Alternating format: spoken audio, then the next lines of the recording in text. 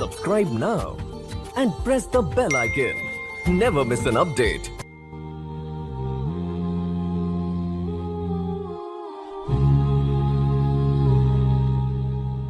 साजिद जिहादी को अल्लाह ताला ने कई खूबियों से नवाजा था। वो खुश इखलाक और मिलनसार नौजवान थे। अपने रिश्तेदारों, दोस्तों और महल्लेदारों तक का भी ख्याल रखते थे। मोहम्मद अवैस शहीद रहमहुल्लाह उनसे पहले ही कश्मीर लॉन्च हुए और शहादत के आला वो अरफा रुतबे पर फैज हो चुके थे। इस वजह से वो घराना उनकी खुसूसी तवज्जो का मरकज था। उनके हर खत में उनके घर वालों के लिए सलाम व पैगाम लिखा होता था। इस बार वो सब दोस्तों से मिले। अब की बार वो लंबी प्रवास करने वाले थे। उन्होंने अस्करी तबीयत के हवाले से अपने आप को तसल्ली बख्शवाया तो ट्रेनिंग सेंटर से जी भर गया और वादी कश्मीर के महाज पर तश्कील करवाई। उन्होंने अम्मी जी को आगाह कर दिया था कि वो इस मरतबा वादी में जाने का इरादा रखते हैं। उस वक्त किसी के गुमान में भी ना था कि अब हम दुनिया में कभी एक दूसरे को नहीं देख सकेंगे। शायद उन्हें खुद भी मालूम ना था कि ये गलवियां अब कभी मेरे कदमों की चाप नहीं सुनेगी। उन्होंने अम्मी जी से कहा, अम्मी जी, माँ एक ऐसी हस्ती है जिसकी दुआ फौरन कबूल हो जाती है। आप मेरे लिए साबित कदम रहने की और शहादत की दुआ करना। बेटा, मैं आपकी राह में रुकावट नहीं बनूंगी, लेकिन आपने अपनी मंगेतर के बारे में क्या सोचा है? अम्मी जान, वो मेरी तरफ से आज़ाद है। जब मैं पहली मरतबा ट्रेनिंग करके आया था तो उसने मुझे पैगाम भेजा था, आप जिहाद छोड़ दें। मैंने उसी लम्हे उसका तस्वर दिल से निकाल दिया था, क्योंकि जिहाद मेरा रास्ता और शहादत मेरी मंजिल है। जो लड़की जिहाद को कबूल ही ना करे वो मेरी रफ़ीका हयात किस तरह बन सकती है? और फिर मैंने कश्मीर जाने का अटल फैसला कर लिया है। मेरी वापसी नामुमकिन है। इसलिए आप मामू को मेरी तरफ से पैगाम दें कि वो अपनी बेटी के लिए अच्छा और बेहतर रिश्ता तलाश करने का हक रखते हैं। मेरे इंतजार में ना रहें। वो लम्हात अम्मी जी के लिए इंतहाई सब्र आजमा थे। जब वो अपने सबसे चहीते होनहार लायक बेटे को जानिब मक्तब रवाना कर रही थी, उन्होंने अल्लाह की रजा और बेटे की खुशी के लिए सब्र का ये कड़वा घूंट हंसकर पीना चाहा। लेकिन माँ आखिर माँ होती है। औलाद को कांटा भी चुभे तो तकलीफ माँ के दिल को होती है। उन्हें मालूम था उनका लाल जिस देश में जा रहा है वहाँ दिन रात बारूद की बारिश बरसती है। जब भी वो घर से बाहर जाते तो अम्मी जी उन्हें यह कहकर रुखसत करती, जा तुझे गर्म हवा भी ना लगे। अब वो जहाँ जा रहे थे वहाँ हर तरफ आग ही आग थी। जिहादी खुद कहा करते थे कि जब मेरी अम्मी मुझे रुखसत कर रही थी, मुझे गले लगाकर उनके इस कदर आंसू बहे कि मेरा कंधा तर हो गया। फिर मैंने उनसे ये वादा किया, अम्मी जान, मुझे आपके इन बहते आंसू की कसम, मैं इतने काफिर मारूंगा जितने आपकी आंखों से आंसू गिरे हैं। जिन काफिरों ने हमारे मुसलमान बहन भाइयों पर जुल्म ढाकर हमारी गैरत को ललकारा है,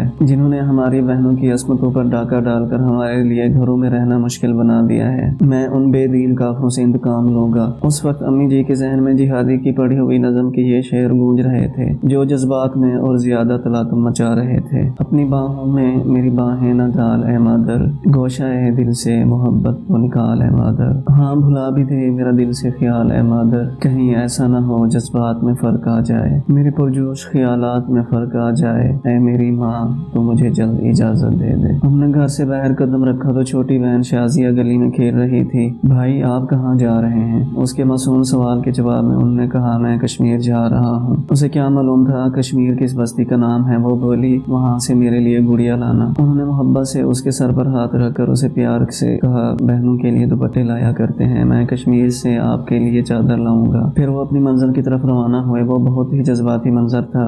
घर वाले गेट पर खड़े अश्कबार आंखों से उन्हें जाता देख रहे थे। अम्मी जी कहा करती थी कि ताहिर ने गली के आखिर में एक बार मुड़ के देखा, उसके बाद मैंने कभी उसका चेहरा नहीं देखा। और उस दिन के बाद मुजाहिद कॉलोनी की गलियों ने कभी इस मुजाहिद के कदमों की आहट नहीं सुनी। अपने लहू से रोशन कर देंगे गलियां इस वीराने की, अगरचे तंग बहुत है राहें शहर वफा को जाने की। 1996 के आखिर में उसाद साजिद जिहादी और उनके एक दोस्त उसाद फरूक की तश्कील कश्मीर कर दी गई। जो ही पहाड़ों से बर्फ की सफेद चादर सरकना शुरू हुई तो इस्लाम के शाहीनों ने भी बुलंद चोटियों का रुख किया। साजिद जिहादी अपने दीगर साथियों के हमरा बाबुल जिहाद वादी नीलम की तरफ रवाना हो गए। उन दिनों शाहराए नीलम भारतीय फायरिंग की वजह से बंद थी। चुनाचे साजिद जिहादी का ग्रुप समेत नीलम का पहला सफर पैदल था। जो ही ये ग्रुप अरबल चल हानक से आगे बढ़ा तो रात के अंधेरे के बावजूद दुश्मन ने हरकत बांध ली और गोलियों की बारिश शुरू कर दी। साजिद जिहादी ने इंतहाई फुर्ती और दलेरी से न सिर्फ अपने आप को संभाला बल्कि दूसरे अहबाब को भी बर वक्त हिदायत देकर मोहतात कर दिया। ये पूरा ग्रुप मुश्किल सफर करके और आखिर नीलम वादी पहुंच ही गया और जल्द ही लॉन्चिंग का प्रोग्राम भी बन गया। मगर खास और बड़े लोगों के साथ हमेशा जो होता है, साजिद जिहादी کے ساتھ بھی قسمت نے وہی کھیل کھیلا کہ جس گروپ کے ساتھ یہ ہوتے تھے وہ کسی وجہ سے واپس آ جاتا، جبکہ ان کے کئی ساتھی پہلی مرتبہ ہی آگے نکلنے میں کامیاب ہو گئے۔ گروپوں کی بار بار واپسی کی آزمائش ہے تو سخت تکلیف دہ اور حوصلہ شکن چیز، مگر جو مجاہد اسے ہنسی خوشی سہ جائے اور اسے اپنے عزم و حوصلے پر منفی اثر ڈالنے نہ دے تو وہ واقعی کندن بن کر نکلتا ہے اور میدان جنگ کے کئی تجربات اور اسے بارڈر پر ہی ہو جاتے ہیں۔ چنانچہ وہ اندر پہنچ کر نایا نہیں ہوتا بلکہ کئی چیزوں سے واقف ہو چکا ہوتا ہے۔ ساجد جہادی نے بھی ان حالات کو اسی تناظر میں لیا اور بار بار کی واپسی کو اپنے جذبات پر بالکل اثر انداز نہیں ہونے دیا، بلکہ انہیں کراسنگ میں ناکامی کے بعد واپسی کے سفر پر بھی اسی طرح چہکتا مہکتا اور درد و سوز سے جہادی ترانے گنگناتے ہوئے پایا گیا۔ ابھی عشق کے امتحان اور بھی ہیں۔ ایک طویل عرصہ آزمائشوں میں بیت گیا، بالآخر وقت آن پہنچا جب ان کا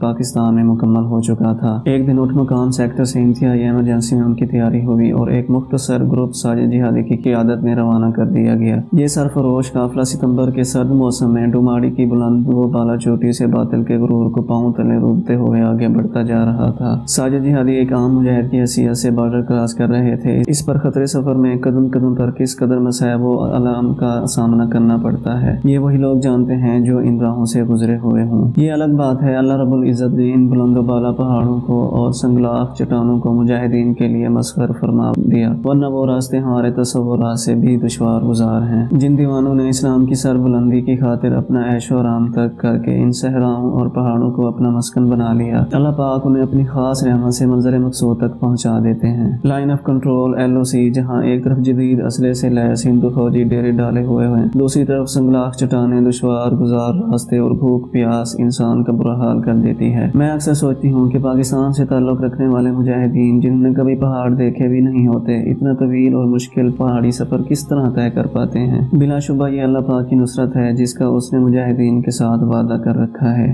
چند دیوانوں پر مشتمل یہ سرفروش قافلہ راہ جہاد کی صعوبتیں جھیلتا اپنی منزل کی طرف رواں دواں تھا۔ انہیں پیاس کی شدت نے نڈھال کر رکھا تھا، لیکن دور دور تک پانی کے آثار نظر نہیں آ رہے تھے۔ کافی دیر یوں ہی سفر کرنے کے بعد انہیں ایک جگہ کچھ پانی نظر آیا۔ یہ جمع شدہ پانی یقیناً بارش کا تھا جو کسی لحاظ سے بھی پینے کے قابل نہ تھا۔ گڑھے کے اندر پڑا ہوا گوبر بھی کراہت دلانے کے لیے کافی تھا، لیکن ان کے لیے اب مزید برداشت کرنا مشکل ہو رہا تھا۔ پانی پر نظر پڑتے ہی وہ اس پر جھپٹ پڑے۔ ساجد جہادی جنہوں نے کبھی کانچ کے گلاس کے علاوہ کسی چیز میں پانی نہیں پیا تھا، اس پانی کے 2 گھونٹ میسر آنے پر اللہ کا شکر ادا کر رہے تھے۔ پانی صرف ایک آدمی کی پیاس بجھانے کے لیے کافی تھا، لیکن ان سب نے صرف 2 گھونٹ پیے تو گویا انہیں نئی زندگی مل گئی۔ وہ کئی دن سے مسلسل سفر میں تھے، ان کی ٹانگیں شل ہو چکی تھیں۔ اسی دوران ساجد جہادی کا پاؤں پھسل گیا، وہ ایک گہرے گڑھے میں جا گرے۔ ان کی ران بری طرح زخمی ہو چکی تھی، لیکن اللہ تعالیٰ کے فضل سے ہڈی محفوظ رہی۔ لیکن محاذ پر جانے کی لگن نے انہیں آگے بڑھنے کے لیے حوصلہ دیا۔ وہ اپنی تکلیف پر بڑی مشکل سے قابو پا کر ساتھیوں کے ہم قدم چل رہے تھے، لیکن اس سفر کے شروع سے ہی قسمت ان کا امتحان لے رہی تھی۔ کچھ سفر طے کرنے کے بعد وہ ایک مرتبہ پھر گر پڑے۔ اس وقت وہ پہاڑ کی چوٹی سے گزر رہے تھے۔ ساتھیوں نے انا للہ پڑھی، انہیں یقین ہو گیا کہ اب تو جہادی چلا گیا۔ وہ پہلے ہی زخمی تھے، پھر اس قدر بلندی سے گن بوجھ سمیت گرنے کے بعد ان کے بچنے کی امید کم ہی نظر آ رہی تھی۔ انہیں یوں محسوس ہو رہا تھا کہ جسم کا ایک ایک جوڑ الگ ہو گیا ہے۔ انہوں نے دھیرے دھیرے آنکھیں کھولی تو اپنے آپ کو پہاڑی کے دامن میں آڑھا ترچھا پایا۔ ان کے کپڑے جگہ جگہ سے پھٹ گئے تھے، زخم اور زیادہ کھل چکے تھے۔ بارڈر پر لگنے والے اس زخم کا نشان راہ جہاد کے پہلے تغمے کے طور پر آخری وقت تک ان کے جسم پر سجا ہوا تھا۔ خود کو اپنے قافلے سے دور اس بیاباں میں بے یار و مددگار پا کر انہیں بہت بڑا صدمہ ہوا۔ وہ زخموں سے چور ایک ایسی جگہ پر پڑے تھے جہاں کی ہر شے اس کی دشمن تھی۔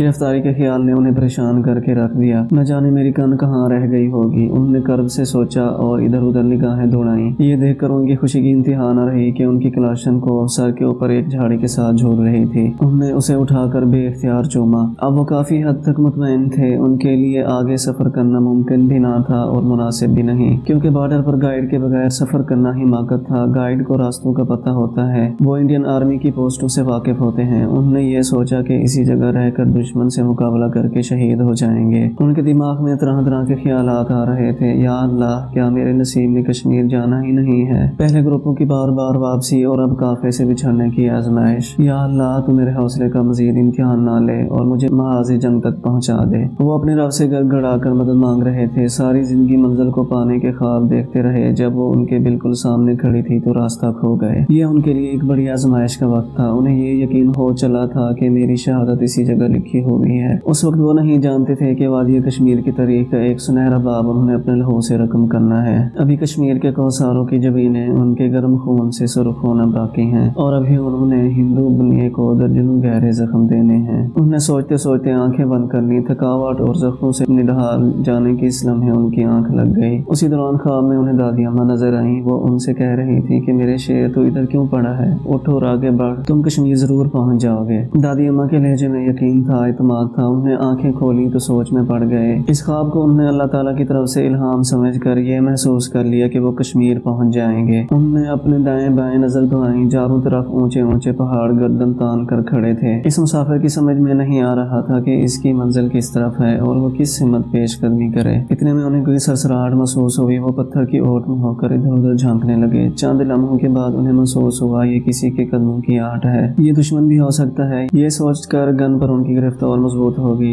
یک سامنے کے منظر نے ان کے ٹوٹے پھوٹے اور زخموں سے چور چور وجود میں زندگی کی لہر دوڑا دی۔ وہ ان کا بچھڑا ہوا قافلہ تھا، کئی فٹ کی بلندیوں سے گر کر بھی وہ جس جگہ پر پڑے ہوئے تھے وہی ان کی راہ گزار تھی۔ ساتھی انہیں زندہ سلامت دیکھ کر بہت خوش ہوئے اور مزاحاً کہنے لگے، جہادی بھائی اتنی لمبی مسافت آپ نے ایک چھلانگ لگا کر طے کر لی، ہمارا تو چل چل کر برا حال ہو گیا ہے۔ اس طرح کئی امتحانوں سے گزرنے کے بعد وہ بالآخر منزل پر پہنچے، جہاں کپواڑہ میں موجود مجاہدین نے ان کا استقبال۔ Subscribe now and press the bell icon. Never miss an update.